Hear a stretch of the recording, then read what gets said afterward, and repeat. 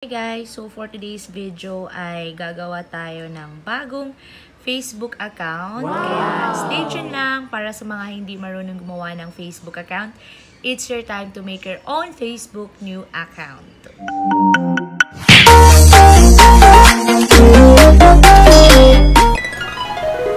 Hi guys! May nadiscover akong bagong gaming app. Ang ng gaming app na to is Tadhana Slots.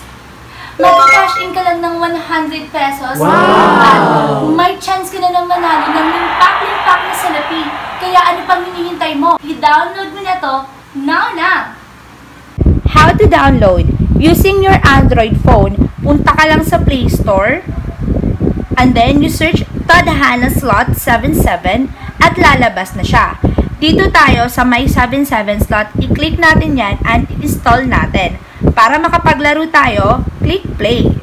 Tapos automatic na yan na mapupunta sa ating gaming app. Ganyan lang kadali at makakapaglaro ka na.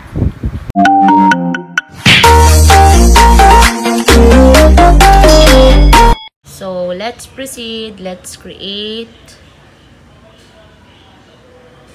new account. Go.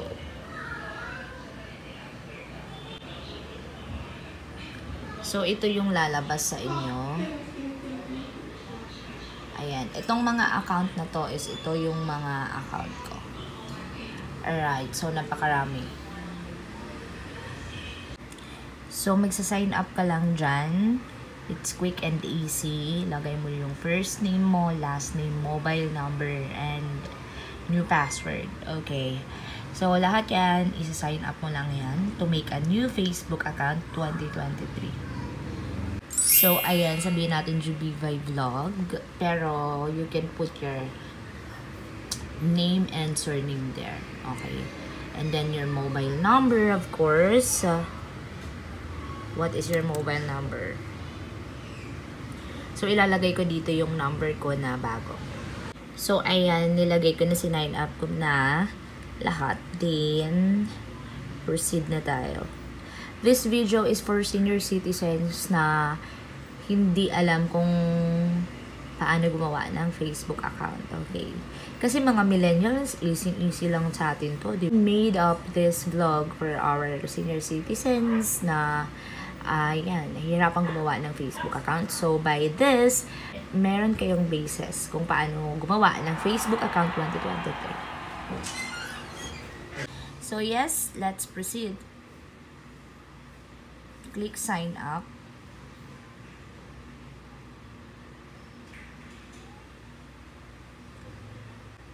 Do you have already Facebook account? If you have account, okay. This is no create new account. We will create a new account, okay, para makita natin kung paano.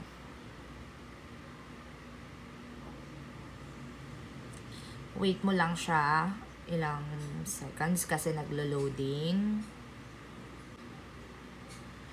Would you like to save the password? Kung gusto mo i-save ang password sa ayan, save. Alright. And then, may confirmation na papasok sa cellphone natin. Wait.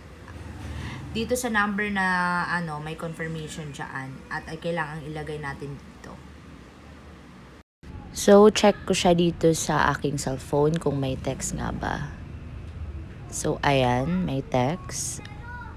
Lalagay natin.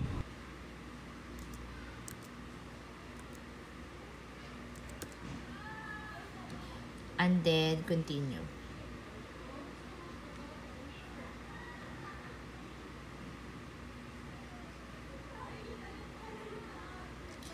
Account confirm. You have successfully confirmed your account with this phone number. You will use this phone number to log in.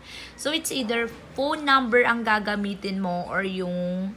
tama. Phone number lang. Kasi nga, wala tayong ginawang Gmail. Wala tayong linagay na Gmail. So, easy to make a Facebook pag phone number ang gagamitin. Wow! So, i-okay lang natin yan.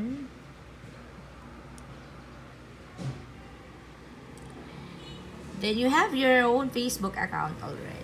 Di ba napakadali lang gumawa ng Facebook account? Ito na yung account mo, wala ka pang picture. Ito yung pangalan ko, Jubibay. Dito mo makikita sa pinakagilid, sa left side, ito yung account mo. So, ito yung kabuuang Facebook account mo. As you can see, ito ang kabuuang Facebook account mo. Dito sa left side, makikita mo yung pangalan ng Facebook account mo, Jubibay Vlog. Ito yung name ko, ito yung surname ko. Ginawa ko lang vlog. So, you can find friends, i-welcome mo, or yung memories mo, if ever may mga ma-post ka na, tapos, magre-reminisce ka na memories mo dyan. Pwede mo i-save yung mga file, pwede ka sumali ng groups kung saan pwede kang mag-business or magpa-share, ganon. Video, marketplace, feeds, events, ads, manager, and many more. Okay, isi-see more natin yan. Pwede kang mag-blood donation, climate science center, fundraises, pwede mag-gaming video, messenger, order payment, pages, play games, recently add activity. Okay. Ayan. So, kung bago ka pa lang sa Facebook, ito yung makikita mo. Okay? Tapos, may nakalagay dito na create story. Okay, may nakalagay. Share every moment with friends and family. Story this appear 24 hours. So, yung story na ina-upload mo sa Facebook ay mawawala siya after 24 hours kahit hindi mo na lang siya i-delete or it depends upon you kung i-delete mo siya. And then, you can reply and reactions for private or pwede mo siyang i-public.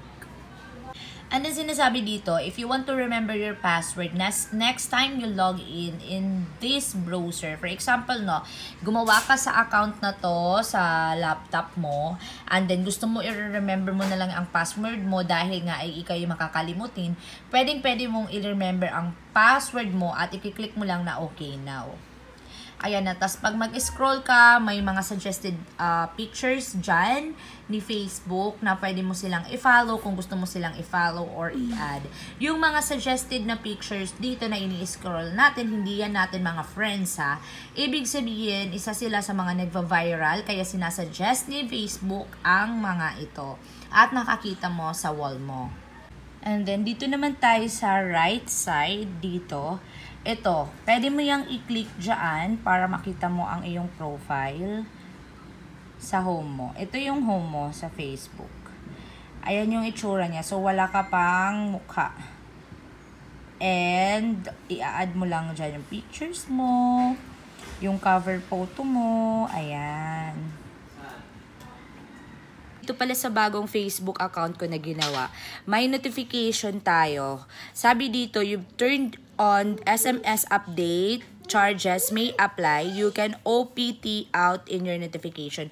So, may magte-text yan sa inyo ng mga update sa cellphone ninyo. Kasi yung ginamit nating number is yung number natin sa cellphone para makagawa tayo ng Facebook account. So, that's it.